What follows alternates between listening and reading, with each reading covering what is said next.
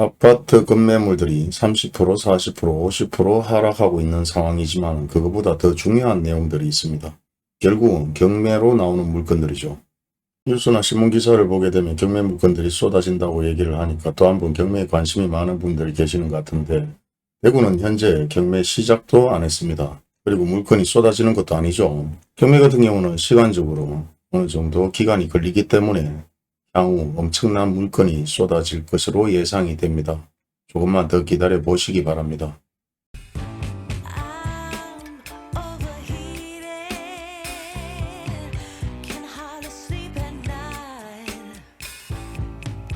현재 전국적으로 경매 물건들이 엄청나게 나오고 있다고 얘기를 하고 대구에도 경매 물건들이 계속해서 쏟아지고 있다고 하지만 수량은 다른 지역에 비해서 순위권 밖이라고 얘기를 합니다. 그 정도로 전국적으로 현재 경매 물건들이 많이 쏟아지고 있는 상황이고요.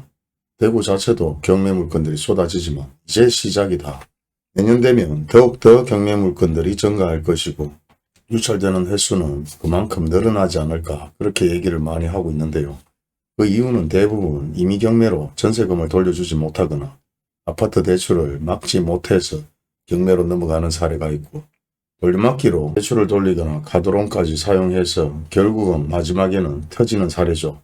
이런 사례들은 예전부터 조금씩 있었는데 일부 잠잠하다가 다시 한번 계속해서 경매 물건들이 증가합니다. 그리고 아파트 가격이 하락한다 폭락한다 얘기를 하지만 계속해서 시작도 하지 않았는 단계라고 말할 수 있고 주변 얘기들을 들어보면 정말 많은 사람들이 아파트 투자를 했다는 것을 느끼실 수 있을 것입니다.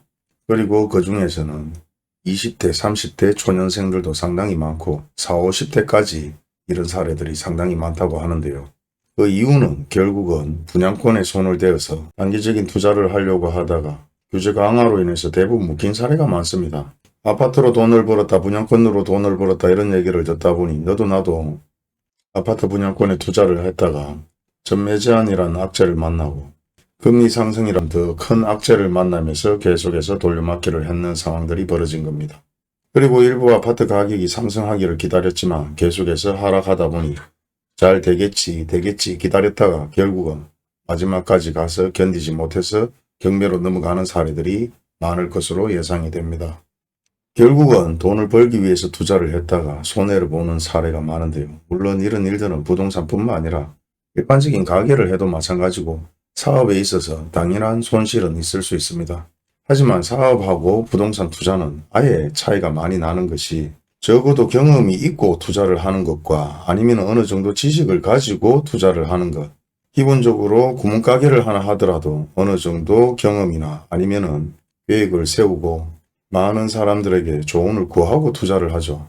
하지만 아파트 투자가 그러지 못했는 것은 계속해서 뉴스나 신문기사에서 분양권만 사면 로또가 당첨되는 것처럼 호도를 했기 때문에 너도 나도 무조건 분양권에 투자했지 않았을까 그렇게 생각이 되는데요. 그렇게 투자한 결과가 결국은 수년 동안 돈을 모았는 것을 한순간에 잃는 사례와 임의경매나 강제경매를 당하는 사례 그리고 모아놓은 돈을 싸그리 잃고 신용불량자가 되는 이런 상황까지 만들어지고 있는 상황입니다.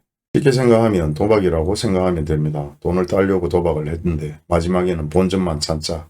마지막에는 본전은 고사하고 결국은 가진 돈을 다 잃어야 그만두는 사례가 만들어집니다. 그리고 더 심각한 건 사채비까지 땡겨 써서 도박을 하려고 하죠. 그런 사례들은 뉴스에서 많이 봤을 겁니다. 그리고 그렇게 돈을 버는 사람들은 결국은 투기 세력이나 투기꾼들이 돈을 버는 것이고 그 주변에 구경을 하다가 돈 버는 것을 보고 너도 나도 도박에 손을 대고 나서는 결국은 많은 후회를 합니다. 우리가 흔히 마약도 중독이라고 하고 게임도 중독이라고 합니다. 하지만 투자도 중독이 될 수 있습니다. 많은 경험이 있는 사람들은 어떻게 해야 될지를 알지만 아무것도 모르는 사람들은 욕심으로 인해서 결국은 모든 것을 잃어야 그만두는 사례들은 많이 보셨을 걸로 생각이 됩니다. 그래서 부동산과 주식은 이론만 가지고 덤비드는 것이 아니라 많은 정보가 있어야 되고 많은 경험이 있어야 됩니다. 그리고 그 경험을 한순간에 대부분 쌓을 수가 없다 보니까 제대로 된 정보를 얻고 많은 지인들을 만나보고 발로 뛰어다니면서 눈으로 직접 확인을 해 보시라고 말씀을 드리는 겁니다. 그리고 현재 나오는 경매 물건들이 결국 바닥의 물건이 아닐 수도 있기 때문에 조금 더 기다려보면서 경매에 대한 물건들을 확인해 보시고, 정말 경매 물건을 구입하고 싶다면 경매에 대해서 또 한번 공부를 해야 경매 브로커들에게 속지 않는 사례들도 만들어질 것입니다. 항상 내가 잘못된 정보를 다른 사람에게 받아서 피해를 받게 되면 그 사람은 나한테 사기를 친 게 되죠. 내가 잘 모르면 그런 사기를 당할 수가 있는 것입니다. 1,000원짜리 빵을 1,500원 주고 사거나 2,000원 주고 사면 뭐 그럴 수 있지라고 넘길 수 있지만 1억짜리 물건을 1억 2천이나 1억 5천 주고 산다면 결국 내가 피해를 받은 것이고, 그로 인해서 피해를 준 사람은 사기꾼이 되는 것이죠. 결국 사기를 당하지 않으려면 그만큼 모든 재화에 대한 금액을 명확하게 알아야 되고 어디까지 하락할 것인지도 알아야 되지 않을까, 그렇게 생각을 해봅니다. 경기가 좋아도 투기꾼들이 물리거나 사기꾼들은 항상 주변에 있습니다. 그리고 경기가 좋지 못할 때는 더욱더 돈이 말랐기 때문에 투기꾼들이 모여들 수 있고 돈을 벌려고 하는 욕심 때문에 사기를 당할 수도 있습니다. 그리고 협동조합형 민간임대주택 모집에 대한 사기 사례들이 계속해서 나오고 있는데요. 주의사항에 대한 내용을 올려놓을 테니까 한번 읽어보시고요. 현재 재개발 투자에 대한 투자 가치는 전혀 없다고 생각하셔도 됩니다. 뉴스를 한번 보시겠습니다. 상승기에 집을 매수한 영끌족이 소유한 물건이 경매 시장에 쏟아져 나오고 있다. 집을 은행에 담보로 제공하고 빌린 차입금을 갚지 못해 법원 경매 등에 붙여지는 임의경매 물건이 속출하고 있는 것이다. 고금리 국면이 이어지면서 내년까지 임의경매 물건 수가 증가할 것이란 관측이 나온다.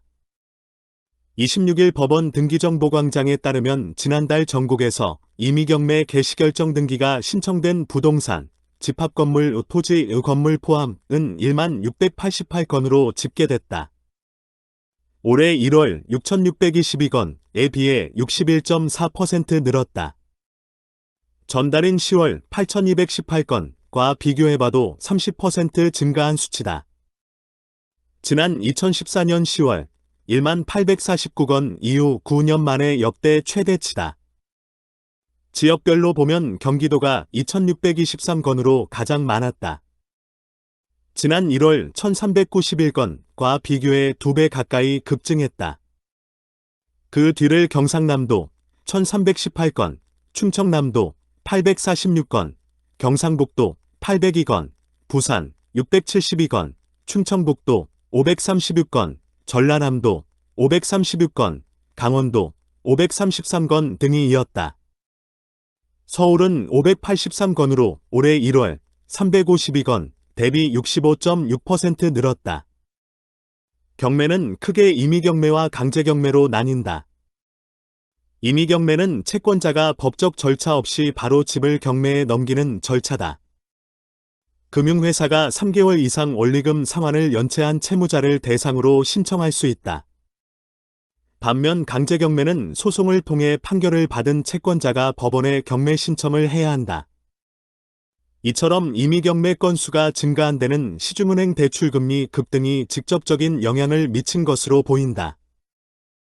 2020년과 2021년 집값 상승기에 집을 매수한 영끌족들이 이자와 대출금 상환에 실패하면서 법원 경매로 나온 임의경매 물건이 쏟아지고 있는 것으로 풀이된다. 영끌족 중 일부는 시중은행과 같은 1금융권 대출만으로 자금을 충당하기 어려워지자 저축은행과 대부업체 등 2금융권과 4금융업체에까지 손을 벌린 것으로 분석된다. 경우 공매 데이터 업체 지지옥션에 따르면 지난 11월 전국에서 경매에 붙여진 아파트의 채권자가 2금융업체인 경우 이미 강제경매 포함은 최대 4배 이상 늘어난 것으로 나타났다.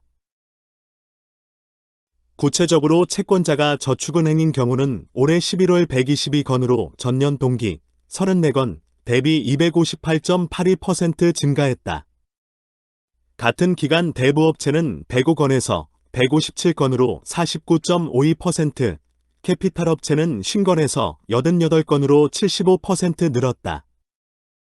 이주연 지지옥션 선임연구원은 2021년 집값 상승장에서 1금융권뿐 아니라 2금융권에서 추가로 주택담보대출을 받은 집주인들이 타격을 받을 수밖에 없는 구조라며 이 같은 영끌 매물들이 고금리의 영향으로 경매 시장에 유입된 것으로 보인다 고 강조했다.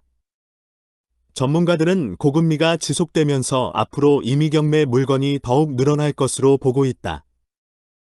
이 선임영 구원은 아파트의 경우 올해 기존 고금리 대출을 특례보금자리론 등으로 갈아타는 방식으로 버틸 수 있었지만 내년에는 정책금융상품이 종료된다며 고금리 상황도 유지될 가능성이 높기 때문에 임의경매 건수가 증가할 수밖에 없을 것이라고 전망했다.